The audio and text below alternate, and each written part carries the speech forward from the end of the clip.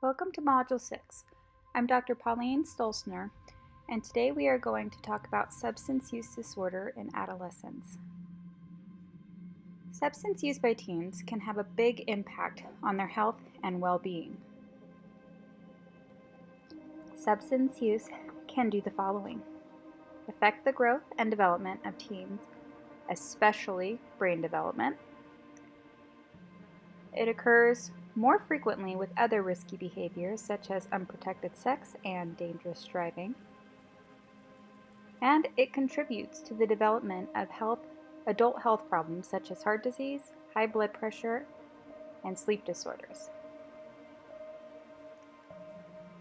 Finally, the earlier teens start using substances, the greater their chances of continuing to use substances and developing substance use problems later in life.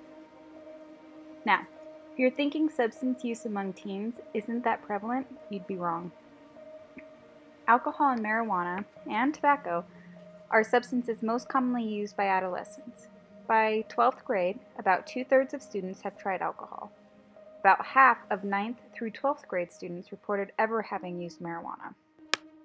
About 4 in 10 9th through 12th grade students reported having tried cigarettes. And among 12th graders, close to 2 in 10 reported using prescription medication without a prescription.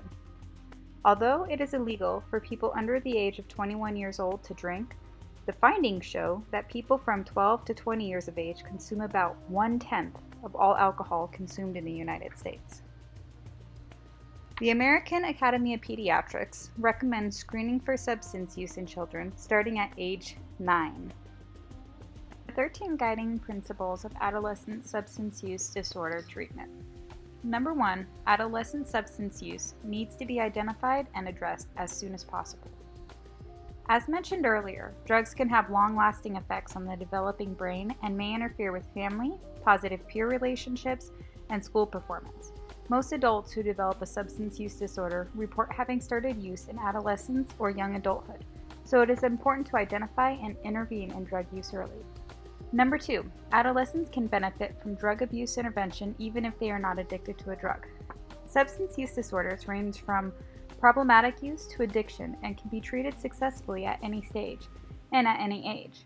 For young people, any drug use, even if it seems like only experimentation, is cause for concern, as it exposes them to dangers from the drug and associated risky behaviors and may lead to more drug use in the future. Parents and other adults should monitor young people and not underestimate the significance of what may appear as isolated instances of drug taking. Number 3, routine annual medical visits are an opportunity to ask adolescents about drug use. Standardized screening tools are available to help you as psychiatric mental health nurse practitioners determine an adolescent's level of involvement, if any, in tobacco, alcohol, and illicit and non-medical prescription drug use. When an adolescent reports substance use, you can assess its severity and either provide an on-site brief intervention or refer the teen to a substance abuse treatment program. Number 4, legal interventions and sanctions or family pressure may play an important role in getting adolescents to enter, stay in, and complete treatment. Adolescents with substance use disorders rarely feel they need treatment and almost never seek it on their own.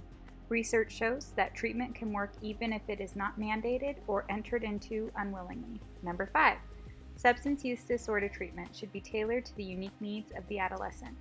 Treatment planning begins with a comprehensive assessment to identify the person's strengths and weaknesses to be addressed. Appropriate treatment considers an adolescent's level of psychological development, gender, relations with family and peers, how well he or she is doing in school, the larger community, cultural and ethnic factors, and any special physical or behavioral issues. Number 6, treatment should address the needs of the whole person, rather than just focusing on his or her drug use. The best approach to treatment includes supporting the adolescent's larger life needs, such as those related to medical, psychological, and social well-being, as well as housing, school, transportation, and legal services. Failing to address such needs simultaneously could sabotage the adolescent's treatment and success. 7. Behavioral therapies are effective in addressing adolescent drug use. Behavioral therapies, delivered by trained clinicians, Help an adolescent stay off drugs by strengthening his or her motivation to change. This can be done by providing incentives for abstinence, building skills to resist and refuse substances, and deal with triggers or craving, replacing drug with constructive and rewarding activities, improving problem-solving skills, and facilitating better interpersonal relationships. Number 8. Families and the community are important aspects of treatment. The support of family members is important for an adolescent's recovery. Several evidence-based interventions for adolescent drug abuse seek to strengthen family relationships by improving communication and improving family members' ability to support abstinence from drugs. 9. Effectively treating substance use disorders in adolescents requires also identifying and treating any other mental health conditions they may have. Adolescents who abuse drugs frequently also suffer from conditions including depression, anxiety disorders, attention deficit hyperactivity disorder, oppositional defiant disorder, and conduct problems. Adolescents who abuse drugs, particularly those involved in the juvenile justice system, should be screened for other psychiatric disorders. Treatment for these problems should be integrated with the treatment for substance use disorder. Number 10. Sensitive issues such as violence and child abuse or risk of suicide should be identified and addressed. Many adolescents who abuse drugs have a history of physical, emotional, and/or sexual abuse or other trauma. If abuse is suspected, referrals should be made to social and protective services, following local regulations and reporting requirements. Number 11. It is important to monitor drug use during treatment. Adolescents recovering from substance use disorders may experience relapse or return to drug use. Triggers associated with relapse vary and can include mental stress and social situations linked with prior drug use. It is important to identify a return to drug use early before an undetected relapse progresses to more serious consequences. A relapse signals the need for more treatment or a need to adjust the individual's current treatment plan to better meet his or her needs. Number 12.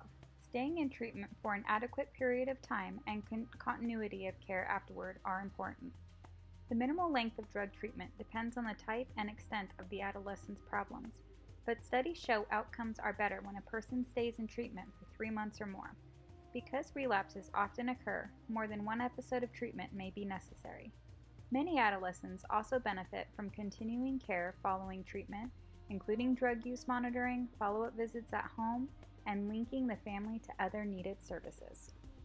Number 13. Testing adolescents for sexually transmitted diseases like HIV, as well as hepatitis B and C, is an important part of drug treatment.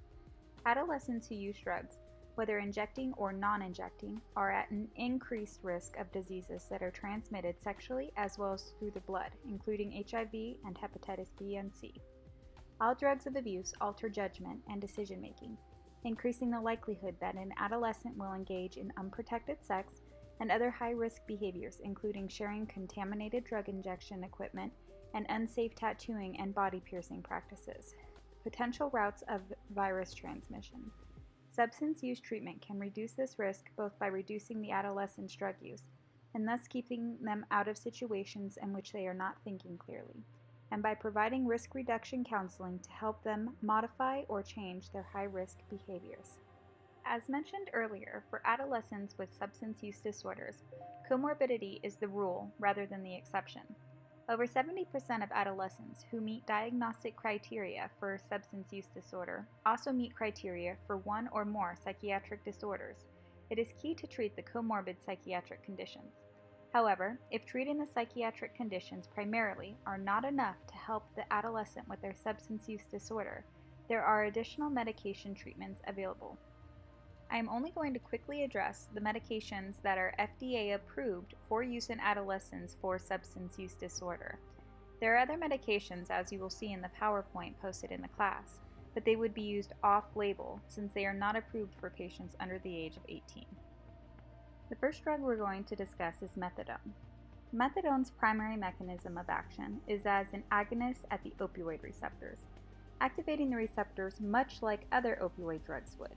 It has been used since the 1960s for pain, since it also acts as an antagonist or blocks the NMDA glutamate receptors. It is an opioid with demonstrated efficacy in decreasing opioid use in adults, However, because the Drug Enforcement Administration classifies it as a Schedule I substance, it's heavily regulated.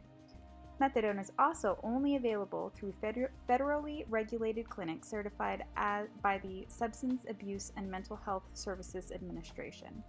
Only in rare circumstances is methadone used to treat individuals under the age of 18. Adolescents also require written parental consent and documentation to obtain methadone treatment. Buprenorphine is a partial opioid agonist. When it binds to the opioid receptor, it stimulates the opioid receptor partially, enough to alleviate the symptoms of withdrawal and help cravings for opioids. The DEA classifies it as a Schedule III substance, and it's approved for the treatment of opioid dependence for those 16 years and older, and has been well established as an effective treatment of opioid dependence in adults. Naltrexone is a medication approved by the Food and Drug Administration for ages 16 and older to treat both opioid use disorder and alcohol use disorder. Naltrexone is not an opioid, is not addictive, and does not cause withdrawal symptoms with stop of use. Naltrexone blocks the euphoric and sedative effects of opioids such as heroin, morphine, and codeine. Naltrexone binds and blocks opioid receptors and reduces and suppresses opioid cravings.